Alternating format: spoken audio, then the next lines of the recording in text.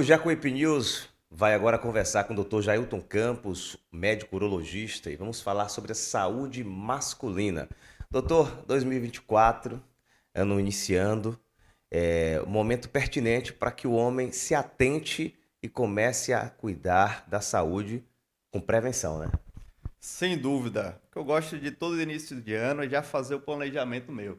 Então, eu faço planejamento de saúde, planejamento de alimentação, planejamento de atividade física. Inclusive, desse ano eu coloquei uma meta aí de praticar esporte, musculação ou corrida aí 220 dias no ano.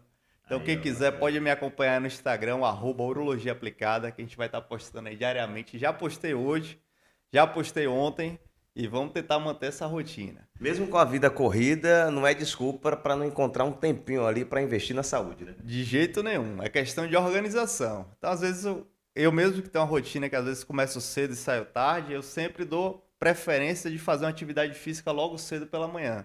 Então, às vezes, eu acordo meia hora mais cedo, 15 minutos mais cedo, faço pelo menos ali uma sequência de abdominais se um dia que tiver muita cirurgia, tiver muito apertado. Mas, habitualmente, eu consigo ali ainda fazer uma musculação. Eu gosto de pedalar também, então estou sempre pedalando semanalmente. Geralmente eu pedalo na Orla de Salvador, mas estou procurando alguns grupos de apoio aqui em Santa Luz, em Riachão do Jacuípe. E o esporte, ele é um facilitador de saúde. Claro que não é só o esporte que vai trazer a saúde, mas ele faz parte dessa balança aí, saúde, alimentação e a ida frequente ao médico de rotina, mesmo sem nada sentir. Porque o perigo das grandes doenças que acontecem, principalmente na população masculina, é que, por exemplo, o câncer de próstata, o homem não sente nada. Então ele vai achando que está tudo bem, não leva nada e não faz os exames. Quando vai ver, já é um caso já grave. Eu, semana passada mesmo, dei 2 diagnósticos aqui pertinho em Conceição do Coité de doença já no estádio já avançado, paciente já com doença espalhada. Então, assim, atividade física e procure regularmente um médico. Nós estamos conversando aqui com o Dr. Jailton Campos, médico urologista, passando dicas importantes para você, homem.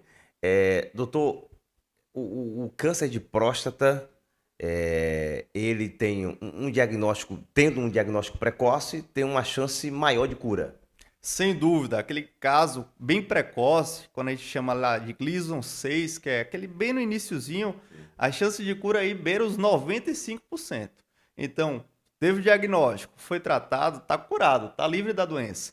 É diferente daquele paciente que já tem um diagnóstico, onde já está espalhado, já tem doença no fígado, já tem doença na coluna, já sente dor. Muitas vezes esse paciente vai precisar operar, fazer químio, fazer rádio, e mesmo assim a gente não vai conseguir curar. A gente vai ali controlar os sintomas, controlar a doença, mas a gente não vai conseguir dar uma cura muitas das vezes. Quando tem um diagnóstico precoce, o paciente foi, procurou seu urologista de confiança, fez os exames adequados, ele vai conseguir curar em 95% das vezes. Novembro Azul passou, mas todo mês é mês de prevenção, principalmente câncer de próstata. Vou dar um dado aqui. 71.730 novos casos em 2023.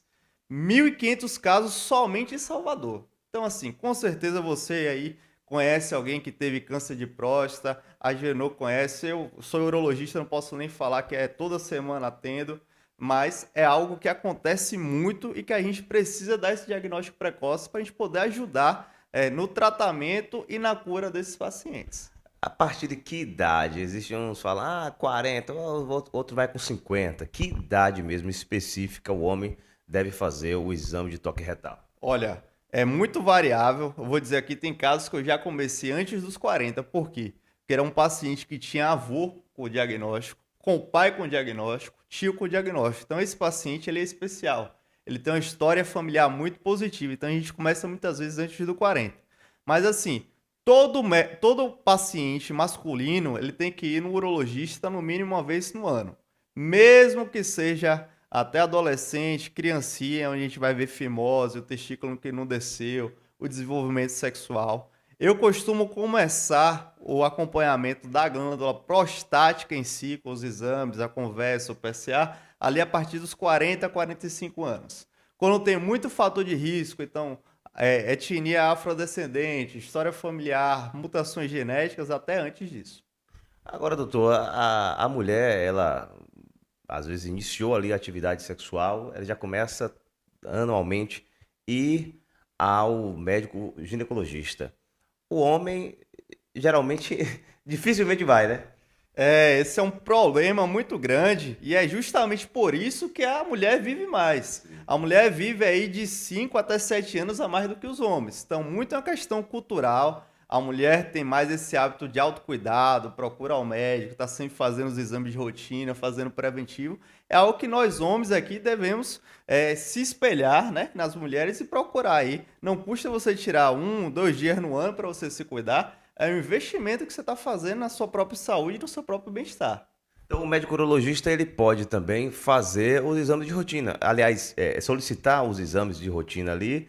E anualmente o homem, mesmo que esteja ali saudável, sem sentir aparentemente, né, nenhum sintoma, ele pode buscar anualmente ali o médico urologista. Claro, eu como médico urologista e também andrologista, que faço parte dos estudos aí da sexualidade, do bem-estar do indivíduo, da parte de cuidar da função erétil, eu tenho um hábito de fazer toda essa investigação de colesterol, do açúcar, que é a investigação do diabetes, da avaliação de pressão arterial. Então, assim, médico de saúde realmente do homem.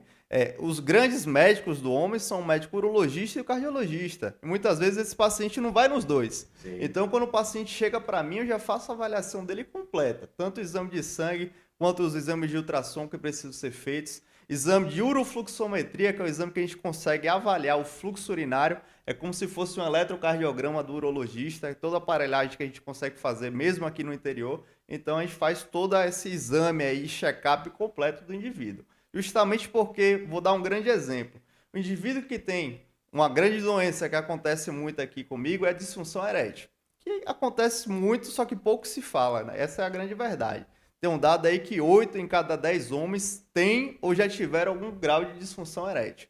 Então esse indivíduo muitas vezes aí tem uma disfunção que não é só da ereção. Disfunção erétil ali só é o que está gritando, alarmando, mas ele já tem uma veia do coração, uma artéria do coração entupida, já tem uma aterosclerose em artéria carotídea, artéria vertebral, então ele já tem ali fatores de risco para infarto, para AVC, e tudo isso a gente precisa cuidar e tratar. Agora, doutor, nem sempre a disfunção erétil é uma questão ali biológica, física. Às vezes é uma questão psíquica. Se chegar aqui um jovem, 20 e poucos anos, alegando disfunção erétil, dificuldade de ter uma relação, o senhor precisa investigar tudo isso, né?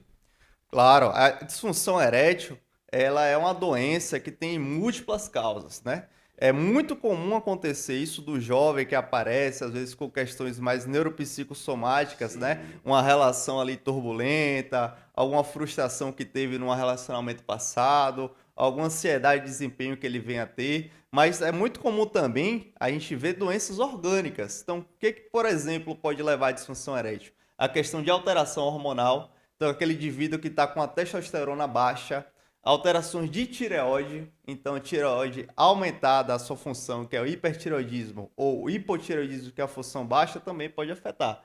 Além disso, tumores cerebrais podem ter alteração e distúrbios do próprio pênis, alterações nervosas e alterações até de tortuosidade do pênis, levando até uma disfunção erétil, que é a doença de Peyronie. Agora, eu vou fazer uma pergunta aqui que eu tenho certeza que muita gente vai querer saber aqui agora. Aproveitar aqui o doutor Jailton Campos, o médico urologista, parceiro aqui do site Jacuípe News, trazendo informações de saúde importante. Virou uma febre agora entre a juventude o tal do Tadalafila. Aí já teve médico na internet que falou que o Tadalafila não traz consequências à saúde. E aí antes a galera tomava muito Pramil, outras substâncias, né, que traziam reações adversas. E agora estão tomando a Tadalafila como se toma remédio de dor de cabeça. E traz ou não traz risco à saúde, doutor? Olha, tem que ver o que está levando à disfunção erétil. Como eu já falei antes aqui. Às vezes a maioria da molecada aí tá tomando sem ter disfunção erétil. Exatamente. Às vezes o paciente ou a molecada, como você falou, tá tomando um remédio sem necessidade. Qual o perigo disso? Não é nem uma questão do remédio, mas é uma questão da mente. Quando nossa mente começa a se acostumar com algo e aquilo fica repetitivo, aquilo cria um hábito. E esse hábito, como é um hábito nocivo, você precisar de um remédio para funcionar, isso a gente chama de vício. E todo vício, ele é perturbador, ele traz prejuízos. Então, você ficar ali refém do remédio quando não precisa, isso aí é algo ruim.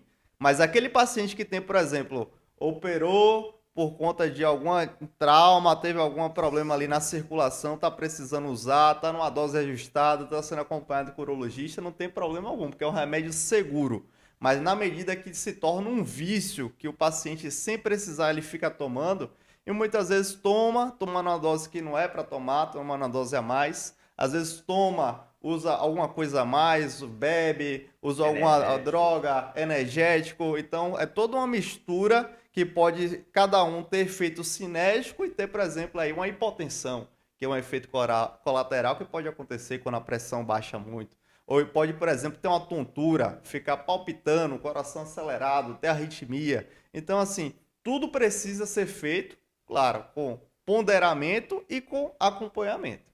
Embora seja um medicamento seguro, deve ser utilizado para quem realmente precise do medicamento, né? Sem dúvida, usado de forma precisa, dose adequada, acompanhada e sem fazer abuso. O que a gente vê muito aí, os jovens, principalmente, tomam uma tadala de 20 hoje, quando é de noite, já quer tomar mais outra de 20, já é uma dose 40, que é muitas vezes a dose máxima. Essa dose já tem muito efeito colateral, se junta com bebida, se junta com energético. Então, assim, uma sobrecarga aí de fatores que vão se somando que com certeza vai levar ao mal. Às vezes não só o mal mental, o vício, mas também o mal físico, o mal-estar, palpitação, taquicardia, hipotensão, tudo isso pode acontecer.